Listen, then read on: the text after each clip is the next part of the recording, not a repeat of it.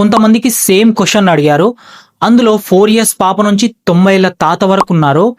ఈ క్వశ్చన్‌ని 4 ఇయర్స్ పాపను అడగగా, ఆ పాప ఆన్సర్ ఏమిచ్చిందంటే, తన దగ్గర ఉన్న చాక్లెట్స్ అన్నీ ఒకేసారి కాకుండా మెల్లమెల్లగా తిని ఉంటే బాగుండేది అని ఇచ్చింది.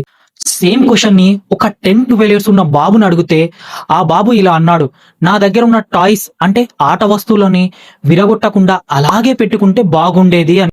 సేమ్ క్వశ్చన్‌ని 17, 18 ఇయర్స్ బాబుని అడిగితే, "ఇంకా నేను ఎక్కువ చదివితే బాగుండేది. బోర్డ్ ఎగ్జామ్స్‌లో మంచి మార్కులొచ్చేవి." అదే 30, 35 ఏజ్ ఉన్న వాళ్ళని అడిగితే, "నేను కాలేజ్‌లో ఉన్నప్పుడు అడ్వాన్స్ స్కిల్ నేర్చుకుంటే బాగుండేది." సేమ్ 50, 55, 60 వాళ్ళకి అడిగితే, "నా ఫ్రెండ్స్‌తో ఎక్కువ టైమ్ స్పెండ్ చేసుంటే బాగుండేది." ఆ క్వశ్చన్ ఏంటి అంటే, మీ లైఫ్‌లో మీరు రిగ్రెట్ అయిన సిట్యుయేషన్ ఏంటి?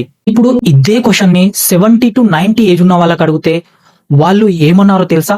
"నా లైఫ్‌లో ఏదో చేయాలనుకున్నా, ఏదో సాధించాలనుకున్నా, అది చెయ్యలేకపోయానే అనే రిగ్రెట్ ఉంది."